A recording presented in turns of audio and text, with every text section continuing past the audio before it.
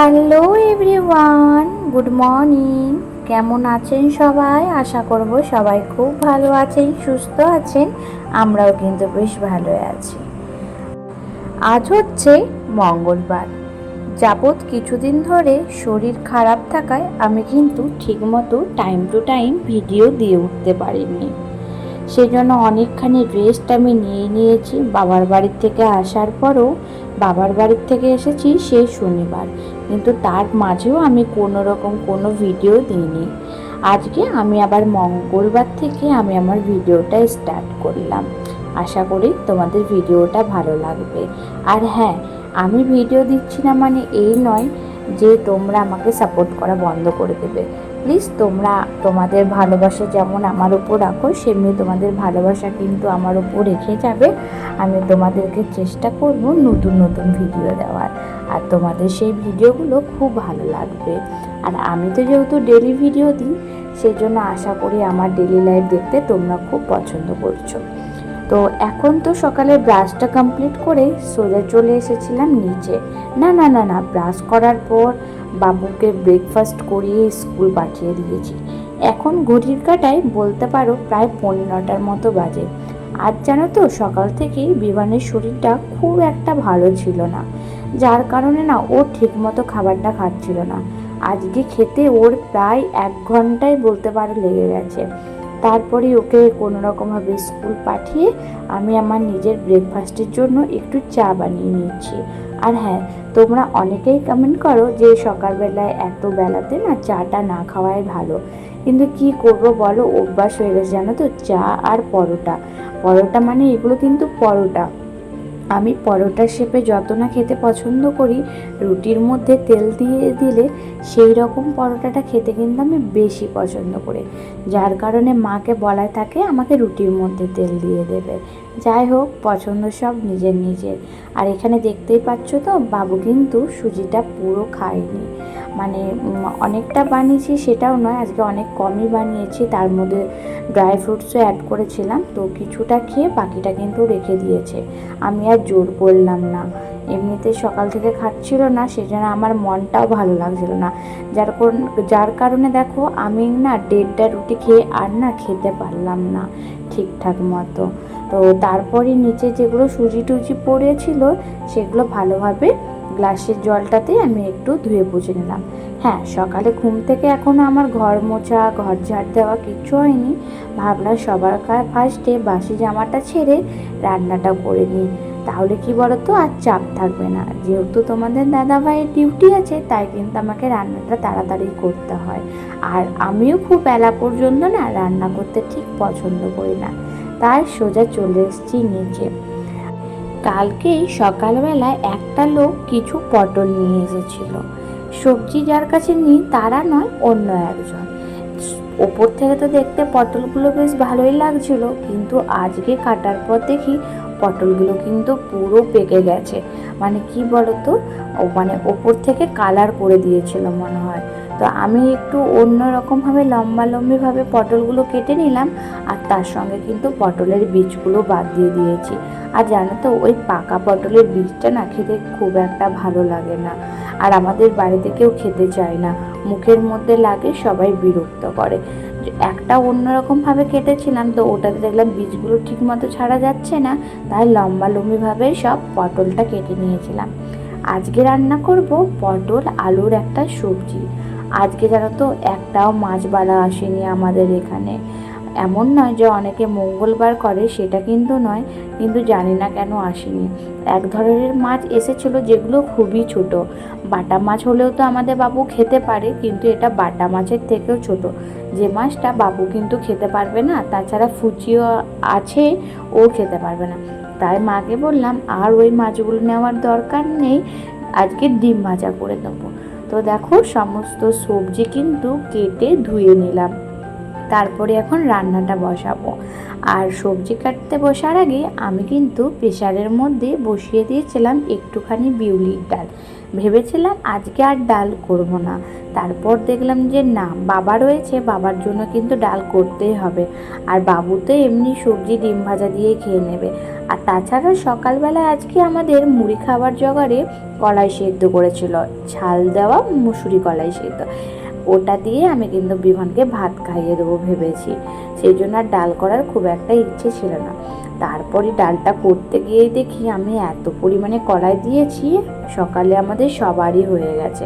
রাত্রে তো ডাল খুব একটা দরকার পড়ে না, কারণ রাত্রে সবাই আমরা একটু দুধ রুটি বা সবজি রুটি, আলু ভাজা রুটি এগুলোই খেতে পছন্দ করি।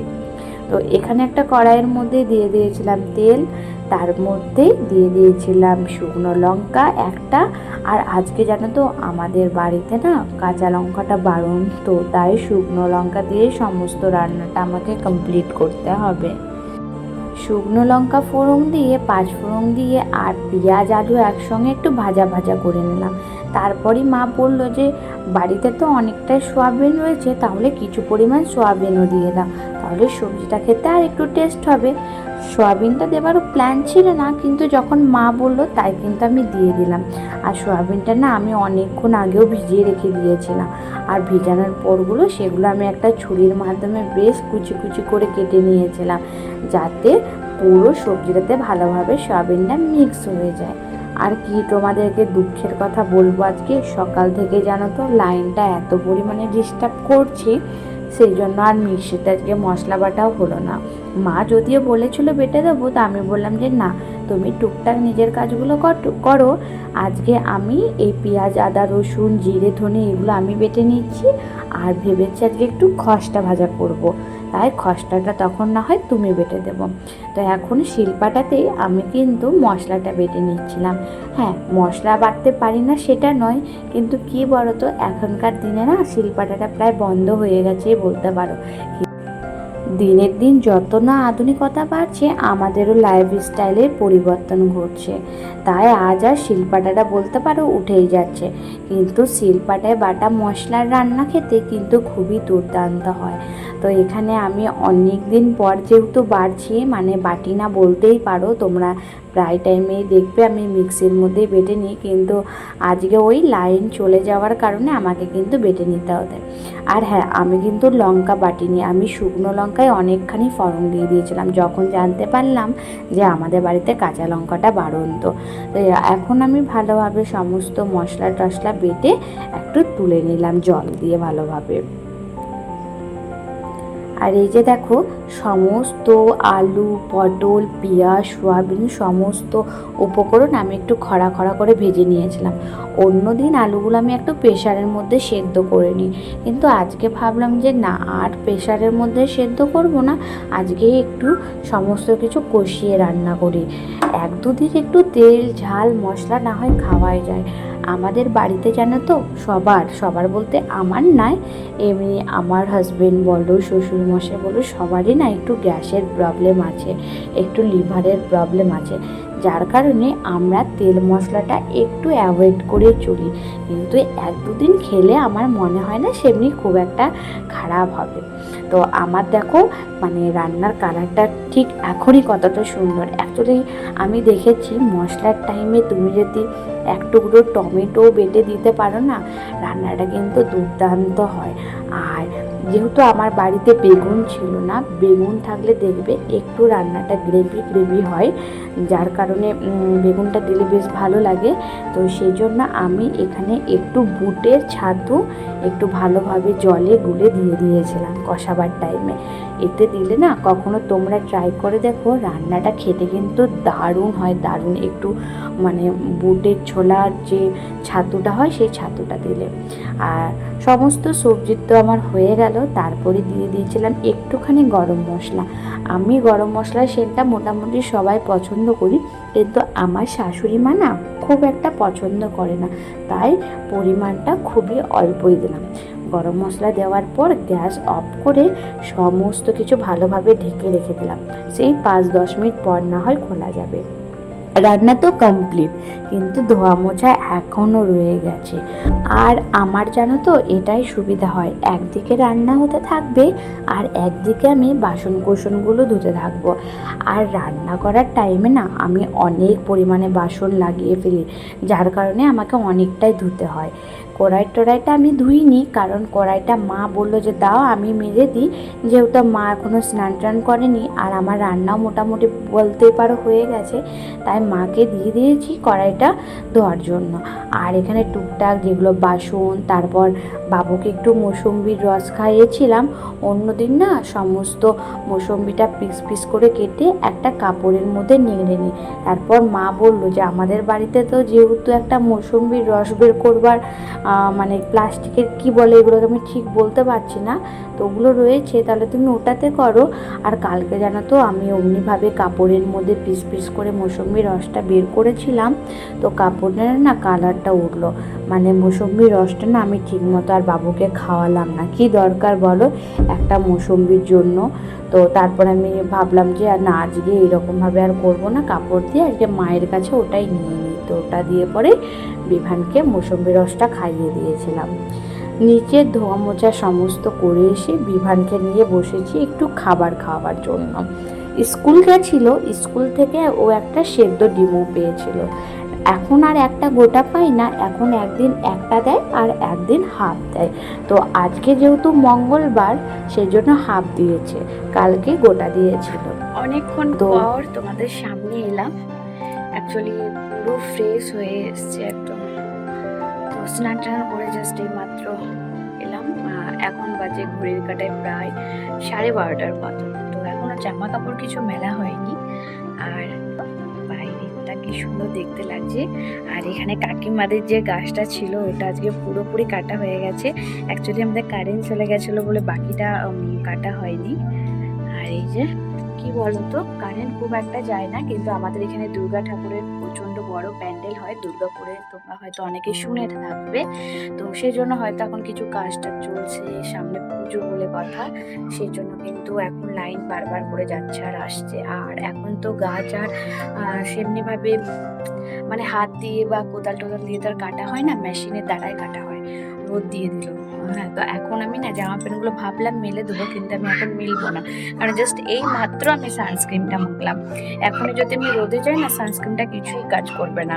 আর বাইরে নিচে বাবু রয়েছে, চিৎকার করছে, ঘাম দেখছো, ওই জন্য আমি মেঘ করেছিল সেই জন্য ভাবলাম জামা কাপড়গুলো মেলে দিই, তারপরে ভাবলাম যে না থাক, জামা কাপড়গুলো একদম মিলবো না, পরে মিলবো, এখন না। আর একে বাবু চিৎকার করছে।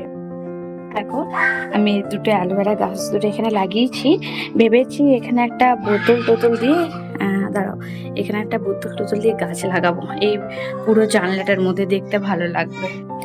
তো সমস্ত করা তো হয়ে গেছে। আর ভেবেছি যে শুক্রবার করে ঘরটাও ঝেড়ে নেবো। অ্যাকচুয়ালি পুজো তো ঘর তো ঝাড়তেই হবে, বুঝতে পারছো। দেখো বিছনা টিছনা সমস্ত গুছিয়ে গেছি। আর তোমাদেরকে কিছু মানে বিছানা টিছানা গোছার ঘর মোছার কিছু শেয়ার করা হয়নি, একটি কারণ কারেন্ট চলে গেছিলো, প্লাস আমার ফোনে চার্জও ছিল না। তো চলো এখন নিচে যাই, নিচে গিয়ে সবার ফার্স্টে বিভানকে তো এখন খাবো না, একটু পর খাওয়াবো। তো চলো এখন নিচে গিয়ে দেখি ও কি করছে। নিচে এসেই বসে পড়েছি দুটো ভাই বোনকে খাবার খাওয়ানোর জন্য। ফুজি তো নিজের হাতেই খেতে বসে যায়, মানে খেতে পারে আর কি, কিন্তু বাবু তো এখনও নিজের হাতে খেতে জানে না, যার কারণে আমাকে খাইয়ে দিতে হয়। দুজনকেই লাগিয়ে দিয়েছিলাম একটা ভূতের কার্টুন, যেটা দেখে দেখে কিন্তু ওরা খুব সহজে খাবারটা খেয়ে নিচ্ছে। আর বাবু দেখো অনেক দিন পর কিন্তু নিজের হাতে ভাত খাচ্ছে, আগে খেত কিন্তু এখন আর না খেতে চায় না। খাবারটা আবার খেয়ে জাস্ট এইমাত্র ওপরে যাচ্ছি, বাবা টিভি দেখছে, মা এখন কি করছে, ঘর মুছছে। অ্যাকচুয়ালি এঠো যে খাবার খেয়েছিলাম নিচে বসে এঠো ঘরটাই মুছছে। আর আমরা তো চলে এলাম ওপরে শুতে। আর এখন কি বলো তো, রোদ দিলেও না ওপরের রুমটা আমার খুব একটা গরম হয় না, আমার উপরের রুমটা কিন্তু ঠান্ডাই থাকে, যার কারণে আমরা কিন্তু ওপরে এখন শুচ্ছি। রোদ দেখে বুঝতেই পারছো কতখানি রোদ। তো এখন শোবার আগে একটা কাজ বাকি রয়ে গেছে, সেটা হচ্ছে জামা প্যান্টগুলো মেলা হয়নি। তো যা রোদ, আমাকে মুখে স্কার্ফ বেঁধে জামা কাপড়গুলো এখন মেলে দিতেই হবে। চলো সবার ফার্স্টে মেলে চলে আসি।